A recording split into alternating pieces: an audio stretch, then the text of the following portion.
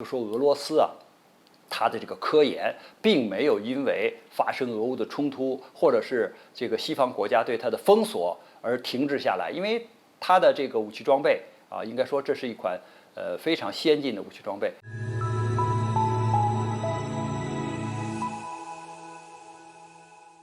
观众朋友，大家好，我是曹伟东。最近呢，这个俄罗斯海军接收了一艘别尔格罗德号的核潜艇。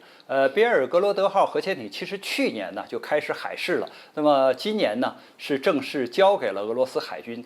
为什么这个别尔格罗德号引起就是世界上这么广泛的关注呢？因为它有几个特殊点，就是首先是大，因为这个核潜艇啊，主要分为3类，一类是战略导弹核潜艇，就是核动力加上它的核武器发射战略导弹，比如说美国的俄亥俄啊，还有这个俄罗斯的北风之神呐，这都属于是战略导弹核潜艇。那么还有一种呢，就是攻击型的核潜艇，比如说俄罗斯的亚森级的攻击核潜艇啊，还有美国的弗吉尼亚级啊。包括海狼级啊，都属于攻击型的核潜艇。还有呢，就是巡航导弹核潜艇，就是它的动力是核潜艇，但是呢，搭载的主要是巡航导弹。比如说美国，它是把俄亥俄级的战略导弹核潜艇改成巡航导弹核潜艇，就是一个这个发射管里面装7枚战斧巡航导弹。那么这次呢，别尔格罗德号啊，它基本上属于啊，就攻击型的核潜艇。有的人呢也管它叫。就是特殊啊，或者特战的特殊的核潜艇。为什么这么说呢？因为你战略导弹核潜艇都是垂直发射的啊，这个管儿，那一般的说呢，它的这个就是艇的这个桅壳后面啊，都是导弹的垂直发射管儿。那这个主要发射战略导弹，而攻击型的核潜艇呢，它主要搭载的不是核武器，它主要是导弹、鱼雷，它是这样的武器装备。而这次呢，别尔格罗德号啊，它实际上是在这个艇的腹部啊里边能够放这个6枚波塞冬这样的啊，你说是核鱼雷也好，或者是无人潜航器也好，反正是6个啊很长的这样的装备。那么它的就是别尔格罗德号这个本身呢，核潜艇就很大，它3万吨的排水量啊。那么这个艇长呢又非常长，183米啊，这样一个长度。它现在呢，对外公布的航行速度是33节大概可以达到就是每小时50-60公里的速度了。我们讲这个水的阻力啊，是比空气的阻力要大800倍的，也就是说，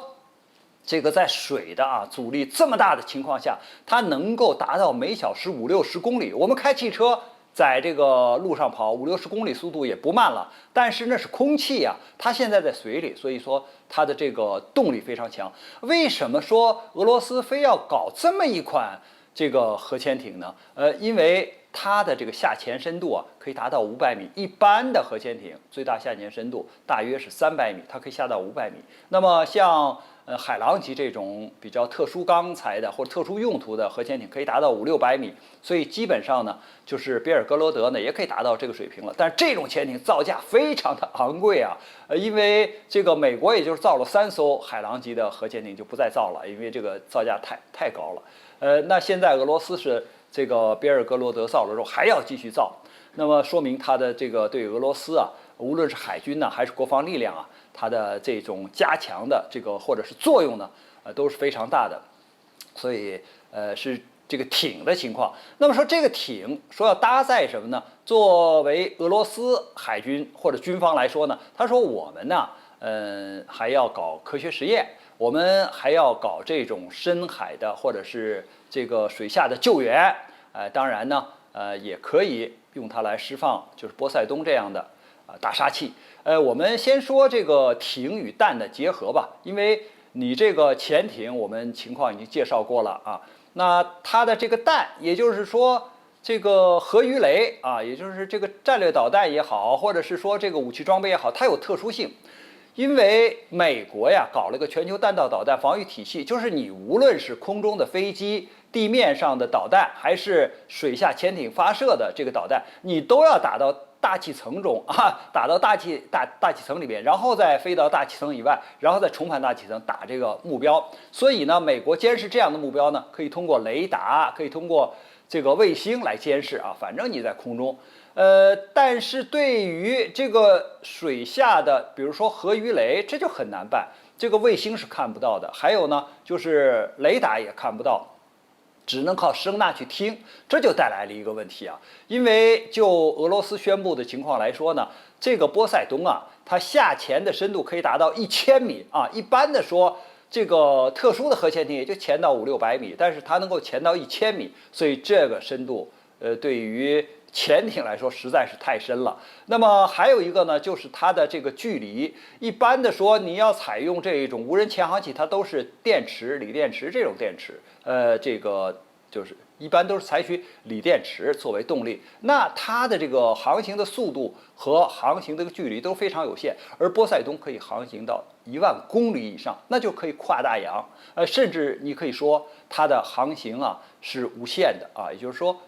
即使超过10000公里、20000公里也都可以，也就是说，它可以一旦发射之后打到地球上，只要是海洋是连通的任何一个地点，所以这个距离也不得了。那么这就给就是美国带来一个巨大的问题。可以说，俄罗斯的这款武器装备就是针对美国的，因为美国呢，它面临着两洋，一个是太平洋，一个是大西洋啊，这两个海洋面积都非常大。那现在如果说，本来是美国安全的屏障啊，别人反正你不渡海，你是到不了美国的。那现在就不一样了，现在这个武器装备它是来自海洋的，这个海洋占了地球面积的70%啊，那比陆地要大得多呀，而且水也很深。那你要是如果在水里得部署多少这种声呐，你才能够把这太平洋和大西洋给这个关照起来，或者是把它这个侦听起来，这很难做到的，那得花多少钱呢？所以我们讲呢，这个防就是波塞冬这样的核鱼雷是非常困难的啊，因为你想想，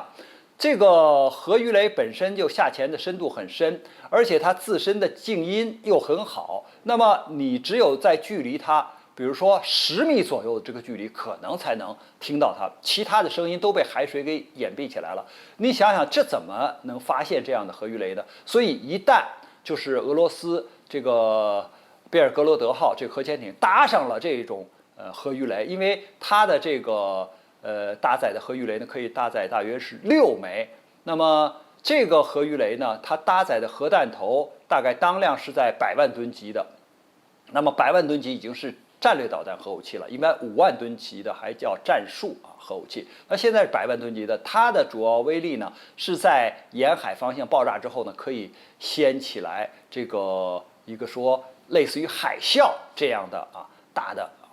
波浪，或者是这个巨大的这种冲击波，对从海向陆这种涌上去。那如果我们说这个涌到这个沿海的城市，那整个城市就淹了，而且还有巨大的爆炸。冲击波还有这种就核污染，这造成的伤害是巨大的。那现在呢，俄罗斯如果有了这种武器装备以后呢，可以说对北约的国家，特别是这个像美国、英国、法国，他们都有很长的海岸线呢。那你这个从防御来讲就非常的困难啊。那所以说俄罗斯把这个别尔哥罗德呢说成是一个大杀器。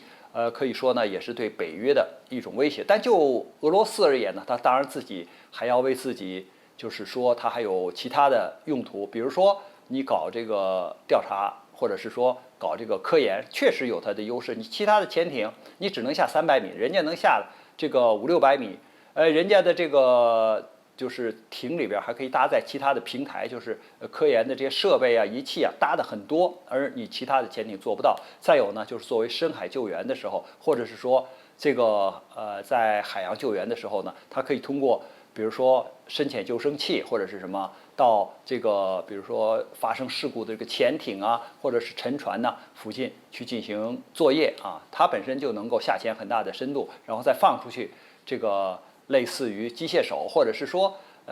这个其他的，就是救援的这些设备吧，那就可以起到这种作用。所以我们讲呢，别尔格罗德号的入役俄罗斯海军，一方面是对北约的一个威胁，同时另外也放出一个信号，就说俄罗斯